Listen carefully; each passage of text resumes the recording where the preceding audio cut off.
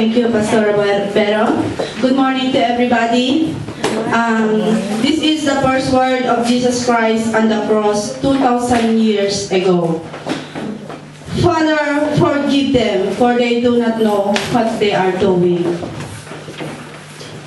This is a very powerful words of Jesus. Diba? Tanong ko po sa ating lahat, tayo po ba ay kung sa kasalukuyan na tayo sinasaktan, tayo po ba ay nakakapag-release kaagad ng kapatawaran? Hindi. Halimbawa, may taong nakakasakit sa atin, damdamin. Kaagad mo ba mapapatawad? Hindi. Di po ba? But let us look at Jesus' words, first words on the cross. Father, forgive them, for they do not know what they're doing. Ang first word niya ito ay unahin natin. Gusto kong isa-isahin. Ang first word ay Father. From this word, Father is a prayer. Jesus Christ is interceding the people who are tormenting Him. Yung sumasakit sa Kanya. And Jesus teaches us to pray. That Jesus did not focus His tormentors, but unto God. And began His prayer, Father. Jesus chose the word Father, reveals His closeness to God. As in all of Jesus' prayers, He never addressed God as Lord. King of the universe, omnipotent rulers of heaven.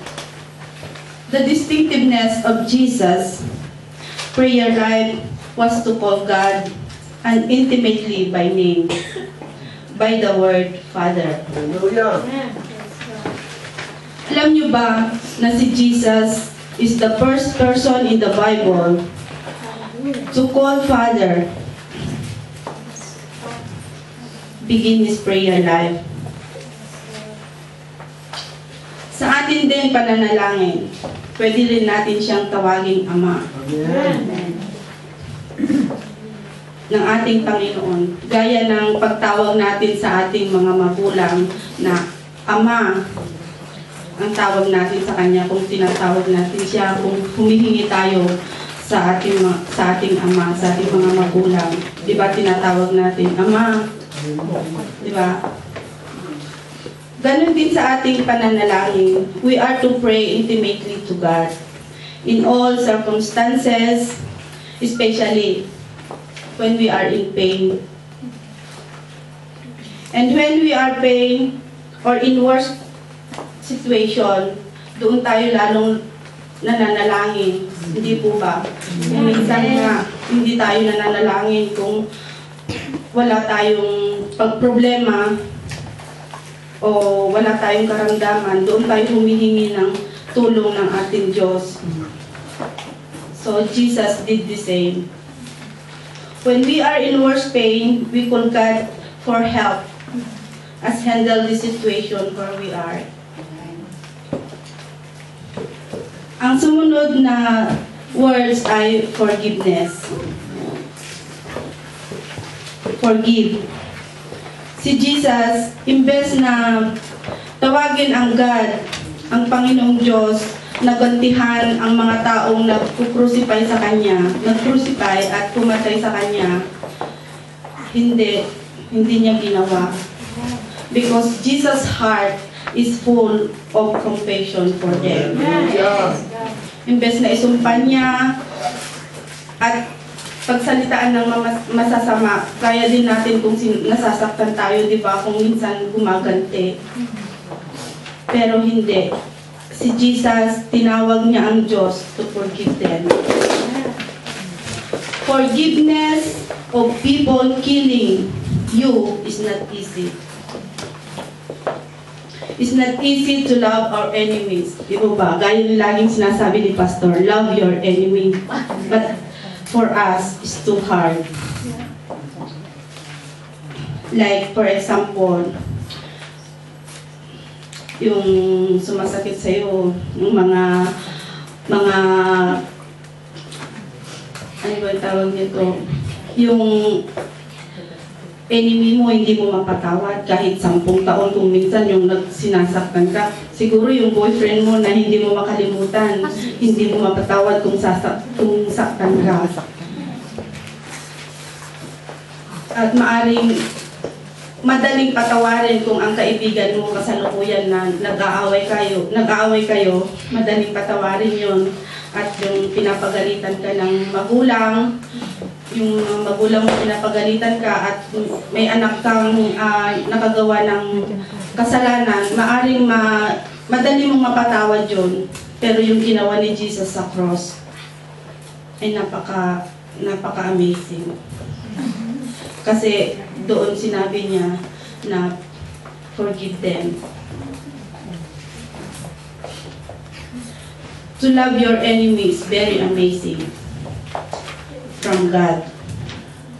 Narinig ko kay Pastor minsan, sabi niya, forgiveness is to let go. Jesus forgives our sins. Jesus let go our sin. Jesus set us free from the cross. And the only way we as human beings ever become free in life is when we let go. Yeah. Amen. To let go our pain in our heart. Gaya yung pagpatawad natin sa kung sa atin ay may marriage, yung nasira ang relationship natin, hindi yun ang isipin natin, kundi yung patawarin na natin yung mga kasalanan na yung nagawa natin past. The only way to freedom is to let go of the hatred and anger inside our heart. The wrong we have done in the past, o ang mga nagawa ng mga ibang tao sa atin, na yung maling nagawa ng iba sa atin, i-let go natin yun para makapagpatawad tayo. On the cross, Jesus set us free from our sin.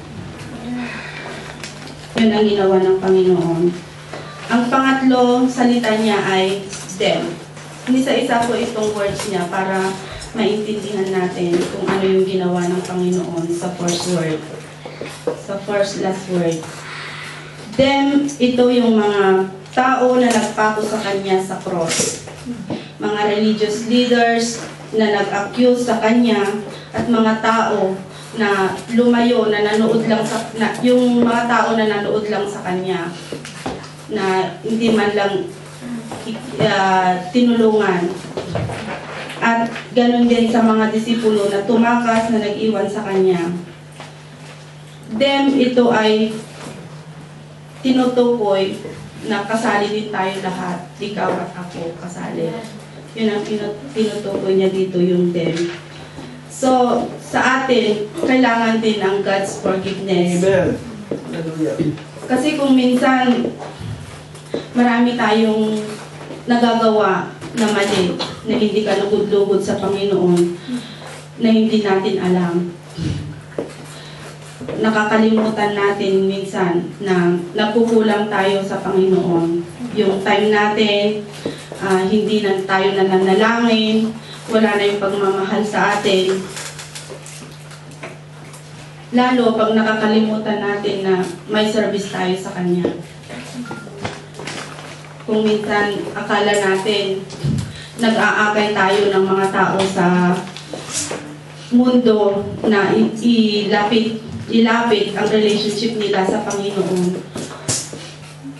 Ngunit na hindi natin namamalayan, tayo minsan na ang nag-aakay papalayo sa Panginoon. So, paano tayo matatawag na tunay na Kristiyano? Today, as we hear the prayer of Jesus, Father, forgive them. Pwede rin nating hilingin sa Kanya ng kapatawaran, for we do not know what we are doing. Jesus forgives and love demonstrated on the cross was pure grace, was freely given as a gift to the people who did not deserve the gift. And so with us. Amen. So this is the first word of Jesus Christ on the cross. Father, forgive them, for they do not know what they are doing. Thank you.